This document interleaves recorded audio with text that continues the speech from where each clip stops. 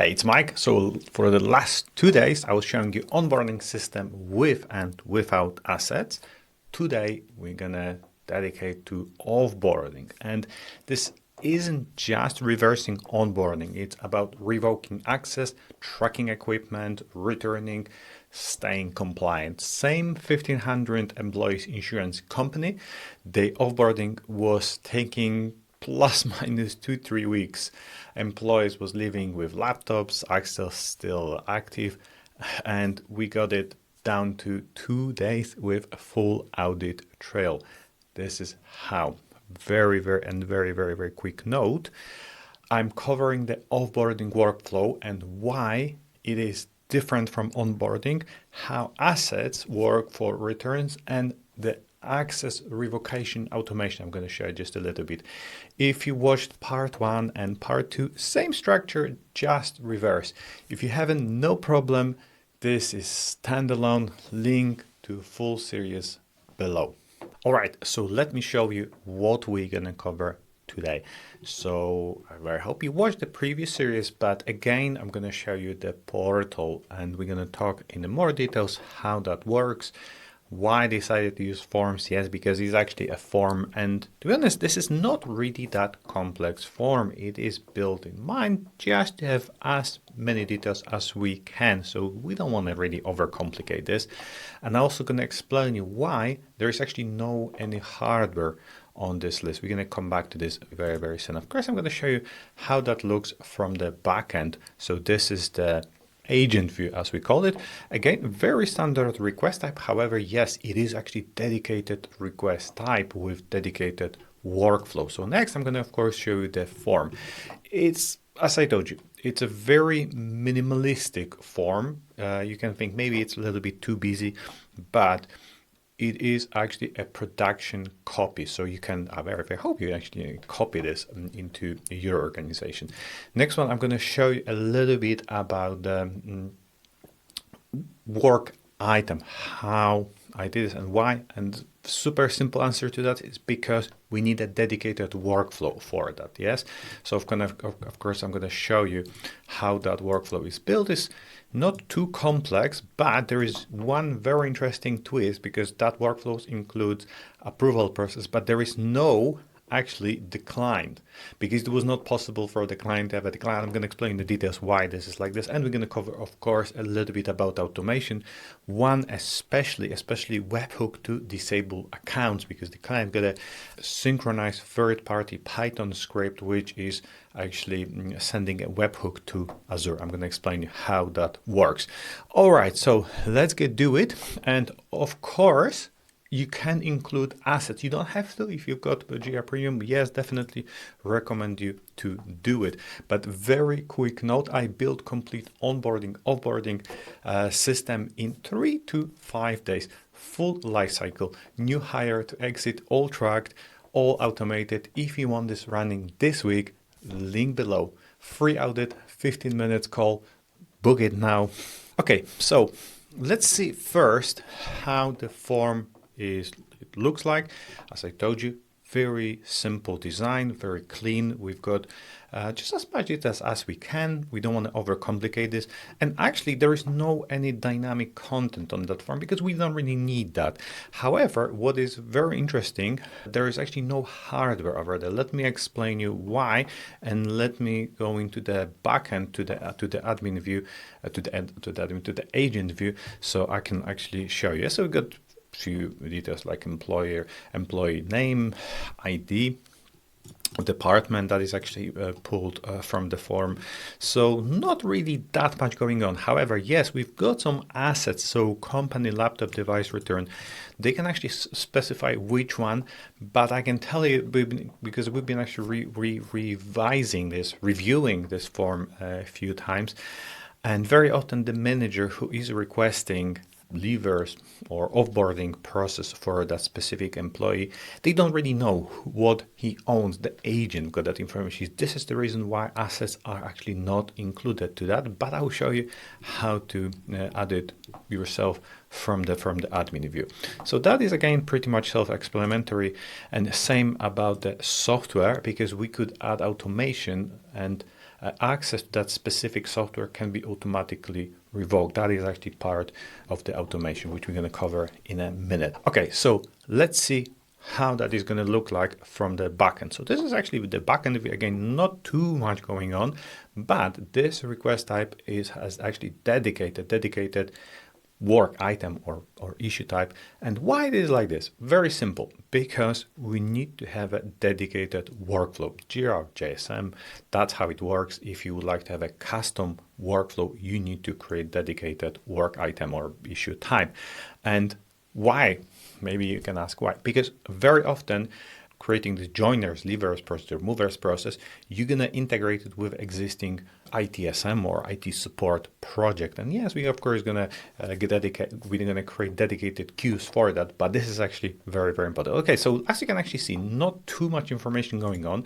The form is attached with pre-filled informations, but as I told you, we've got assets. Maybe you're Jira or JSM, you're actually more JSM, you're JSM, maybe you don't have a JSM premium license, that's absolutely fine. However, if you have it, this is the moment when the agent needs to actually find that software or hardware and fill it up. However, maybe in your case, the manager, which adapt, will know what software, what hardware is attached. So you can, of course, modify the form. But I decided to actually use it in this way. It's proven, been testing this, it works actually way better this way. Okay, so again, pretty much self-explanatory. We've got hardware, we've got some assets. Okay, so let's see how the form is built, and let me explain you why I actually decided to use form again. Because of simplicity. You can build such form very, very, very quickly, You can literally, sometimes it's quicker actually to design the form than document it, but I always recommend to document that process. What we've got here, we've got, of course, few fields, and one of the big advantage of using form is if we've got, for example, this department team and we made a mistake, we don't want to have a drop down, we just want to have a checkbox. There you go. You can do it in literally single click. That's the reason why it is so good. So yeah, let's actually scroll down. Again, as I told you, just a few sections, not too much information is going on. So what is happening next? So next one, we need to have a dedicated that request type. Why? Because of the workflow. So make sure that is differentiate and split from your joiners or movers. Yeah. So I decided to create 4 joiners and 4 leavers, different request type, different work type item because of the workflow. So now let's actually focus on the workflow. As I told you before, that workflows includes approval process. Maybe you don't really need to have that approval process, but again, that client actually requires approval process, which is going to be located on this section. And if we go to edit, it's actually pretty simple. So we've got only one approval and requires a Jira field, which is called approvers. However, now you can also attach services to that, but we don't want to do it. Okay, so I'm going to cancel it. So the question is why there is no actually decline? Because the process, when it's initiated, cannot be really declined. Someone who know what is going on definitely requested a lever. Yeah, so in this, that's why in this scenario, if the process is not approved, is going to block, and they can actually review it. If something happens, or maybe they're going to proceed, or maybe not going to proceed. So if they're not going to proceed, they can always move it to resolve. Otherwise, they need to move back to pending approval for another approval process. Approval process is really simple. We don't want to go into much details, but it can work in a few different ways. Who can approve it? Definitely the line manager, for example, or 2 managers, or even 3 managers.